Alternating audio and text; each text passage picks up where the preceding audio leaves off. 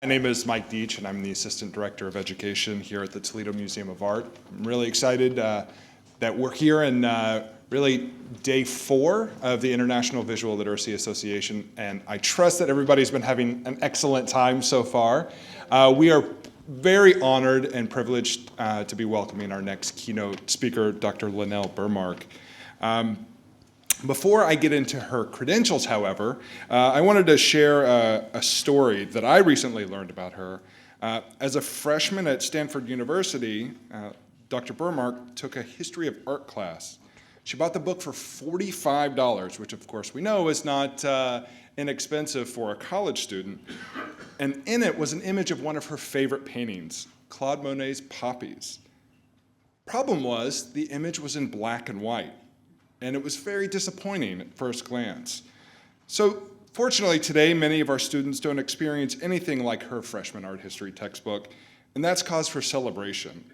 Now students can see Monet's Poppies in color through multiple channels, including smartphones. As Dr. Burmark describes, the 21st century has brought a gleeful marriage between what's right and technology. Technology has finally caught up with our needs as learners and our need to absorb information through text and visuals. We process and remember imagery more rapidly than text, which is a major advantage to teachers today, considering the breadth of information that they are required to teach every year. Pictures can help us learn more easily and more deeply. As an author, consultant, and keynote speaker, Dr. Burmark advocates for teachers to communicate more visually. She is the winner of Stanford University's prestigious Walter Gores Award for Excellence in Teaching and has experience that spans kindergarten through graduate school. She is author of Visual Literacy, Learn to See, See to Learn. Please join me in welcoming Dr. Burmark. Thank you. Well, I hope you were taking notes, not on the bio part, but the other part, because that was an excellent job. Covered the main points of the talk. You can all leave for lunch now if you're hungry.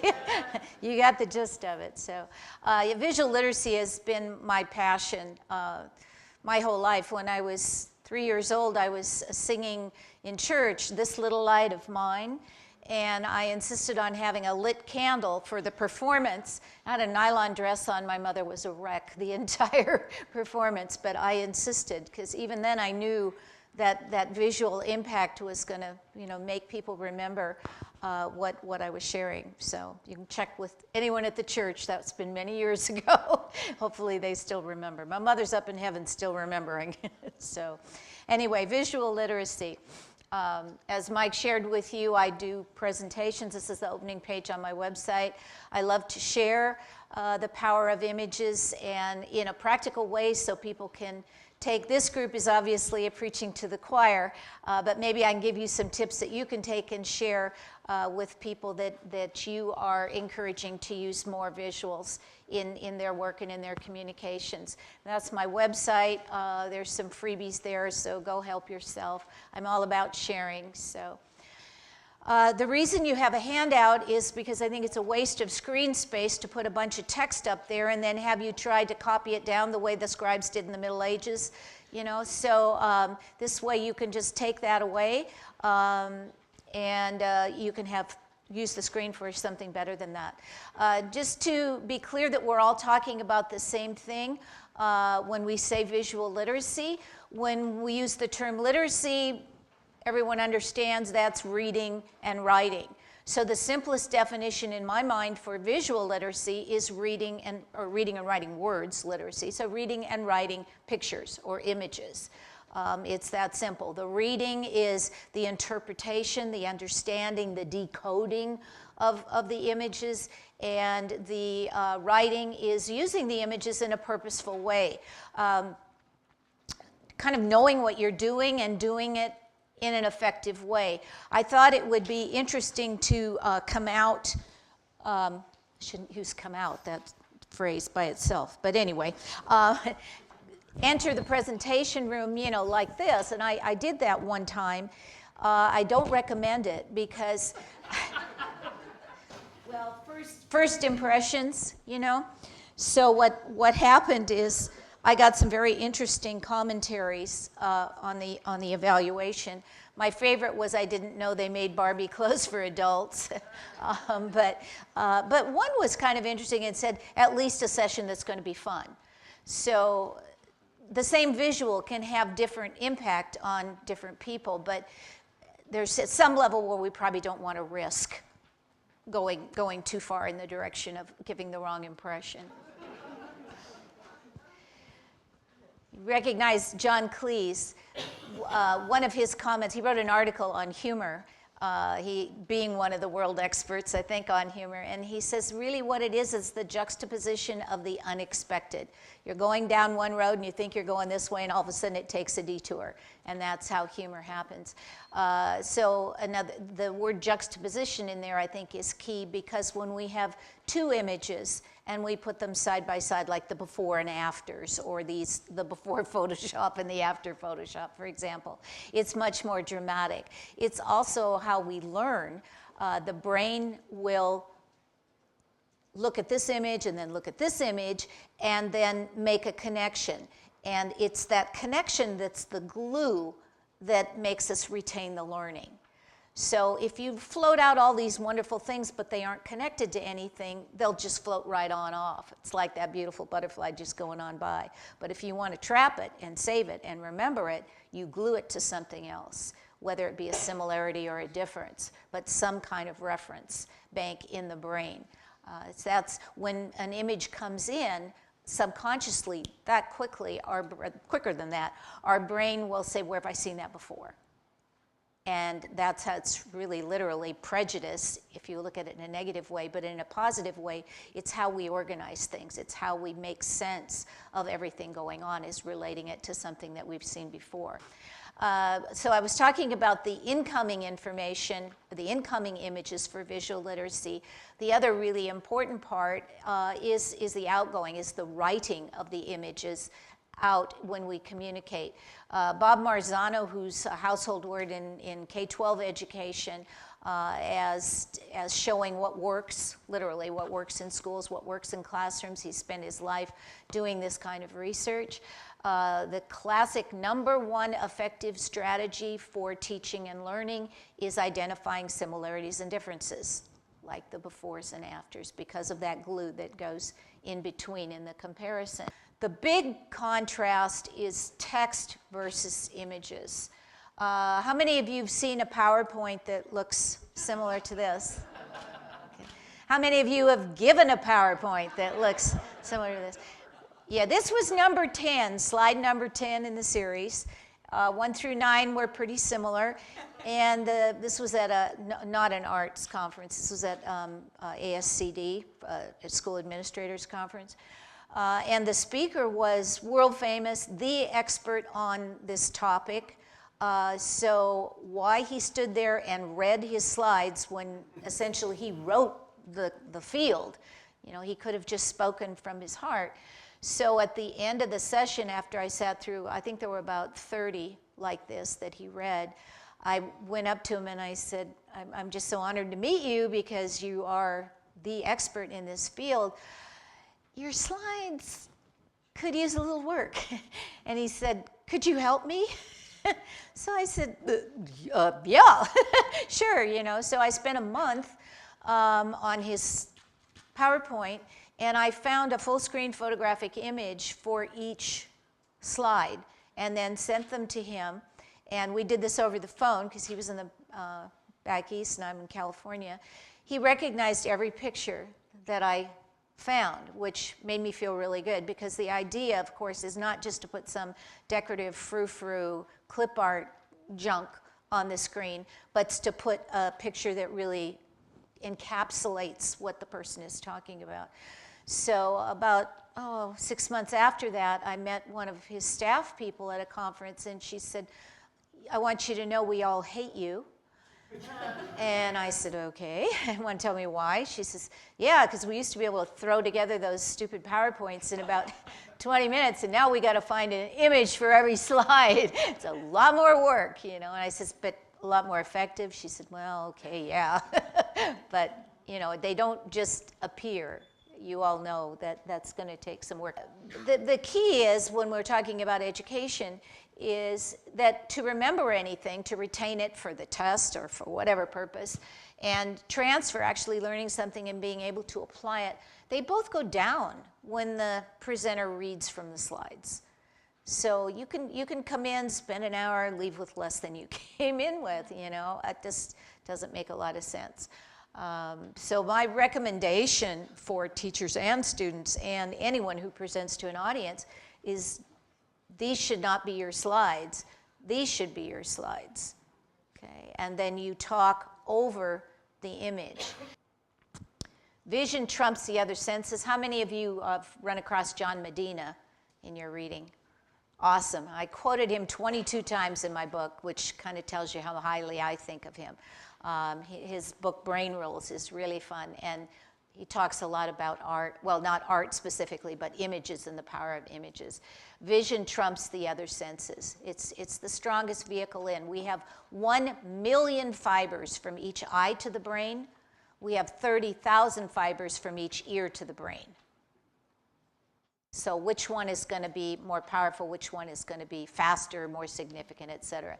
Also, images go directly to long-term memory. So if you want them to remember it, paint a picture, right? And we process images 60,000 times faster than text.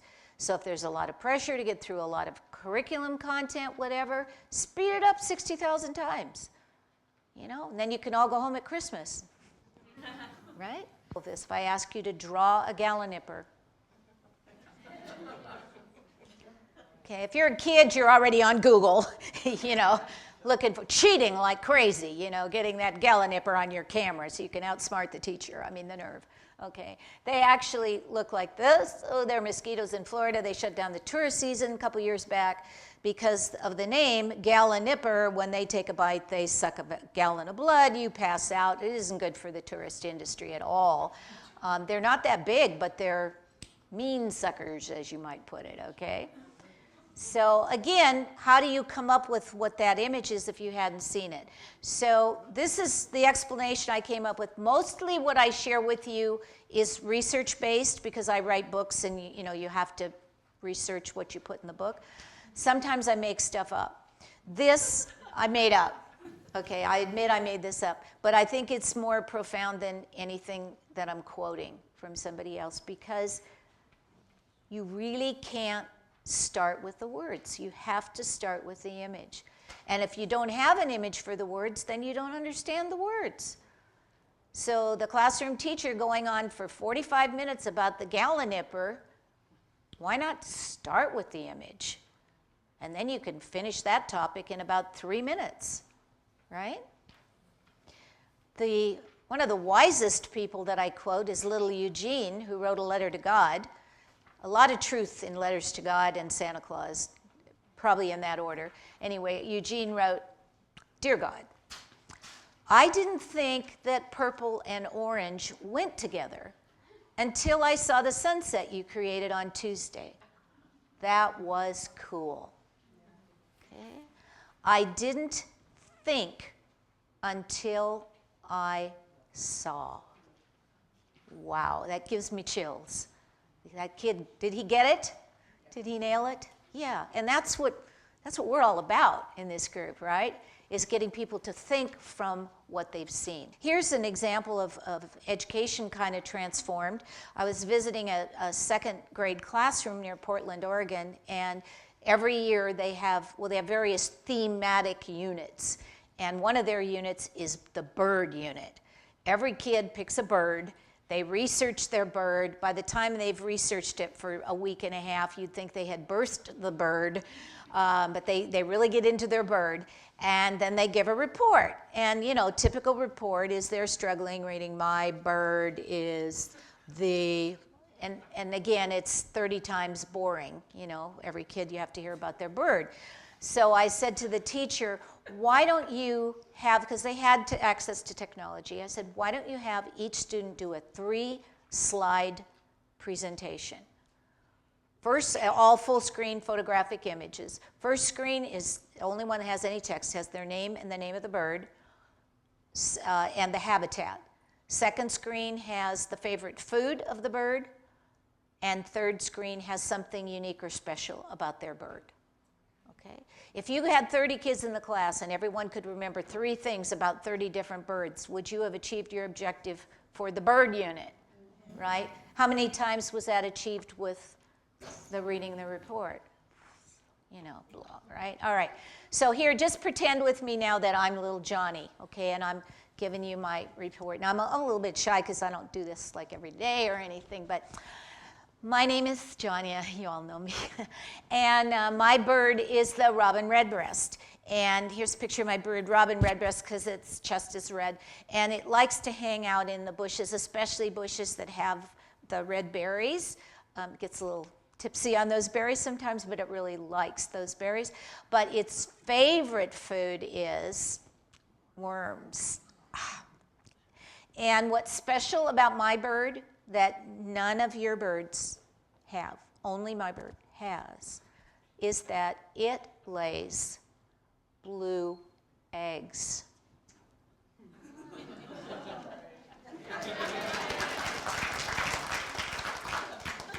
So do you think 50 years from now Johnny's going to remember the blue eggs? How about the rest of the kids in the class? Pretty good chance, right?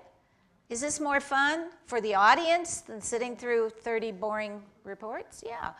Okay, so that's easy for us to say about second graders. How about a board meeting? As in B-O-A-R-D, okay. Or teachers meeting, or staff meeting, or whatever. The long-winded ones, limited them to 3 slides. Make your points. If you can't make your points in 3 slides, full screen, full color, with a little voiceover, can't be that important. We're not going to remember it anyway. You get 3 slides. Woo! How could that change a meeting? You could all go out to dinner. Have some of those red berries for dessert, Be fun, right? Okay.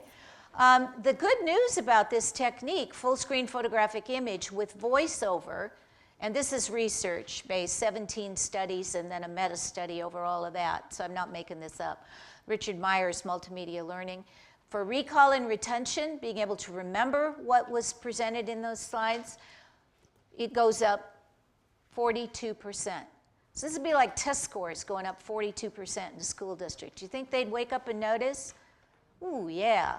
Okay, how many of you went into education, those of you who are public school educators or private school educators, because of your love of testing? Well, that's unanimous, okay. But how many of you would like to keep your job, I mean, yeah. So, it doesn't hurt to raise test scores 42%. How many of you went into educating people because of something called transfer or application? They can actually learn something, they can apply and, make their life richer or whatever, okay? That goes up 89% by using this method.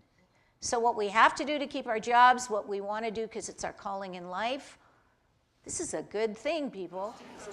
This picture is my niece. When I was asked to do this book, since it's full of images, because obviously that's really important to me, I asked the publisher what my budget was for images in the book.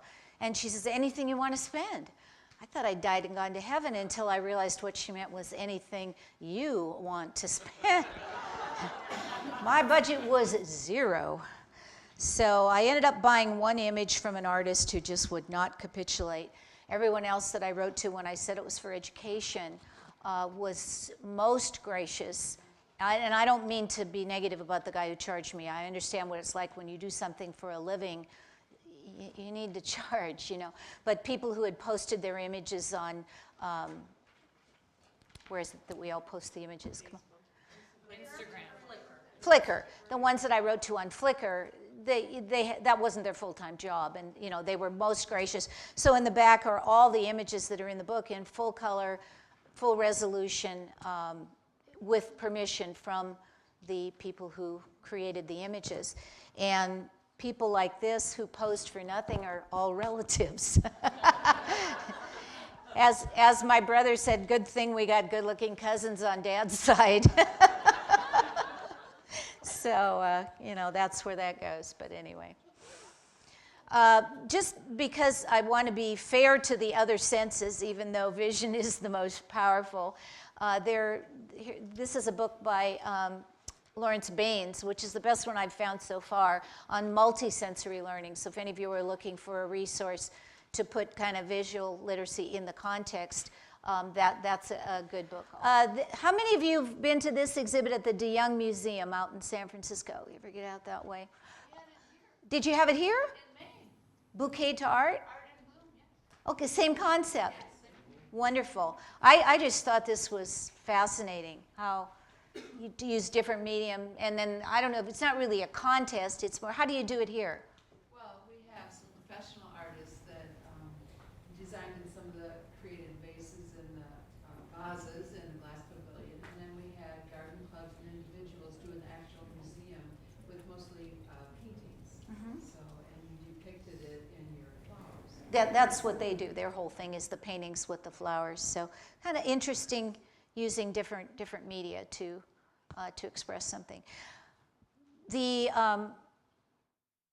senses beyond just the visual, if you eat popcorn when you're cramming for a test or you're learning something, and then you eat popcorn during the test, your scores go up an average of 15 to 50%. Okay? Think about that for a minute, all right? If you have a cut lemon beside you when you're studying, cramming, whatever, and you have the cut lemon next to you during the test, again, the increase in scores, okay? Increase in recall, essentially. Is that allowed at the SAT? We're going to go through several options. Let's find one you can get away with, okay? The reason I gave you a chocolate coming in, hopefully you ate that chocolate during something worth remembering.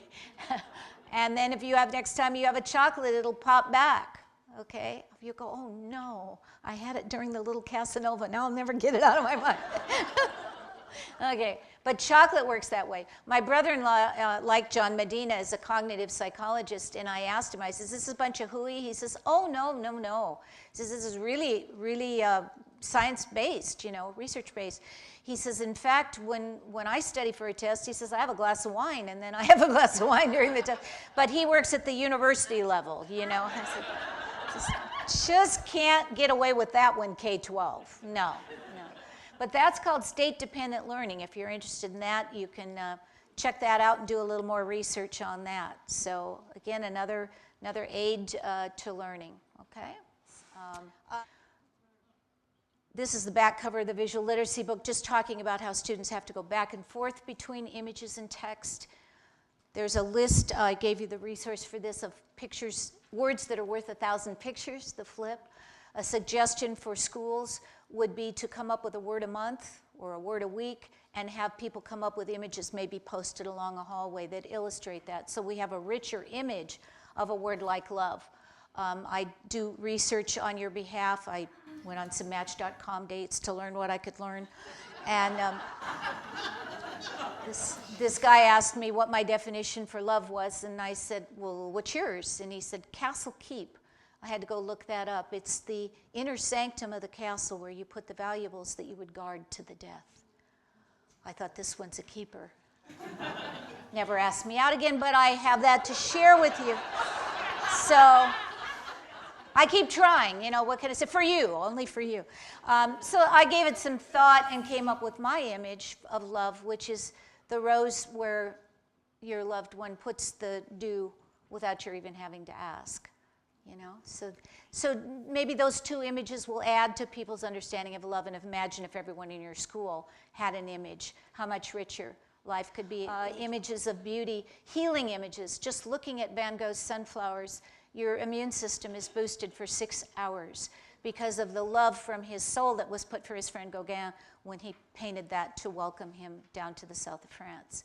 So you all know that when you go in a museum and you stand in front of a painting and you just get chills.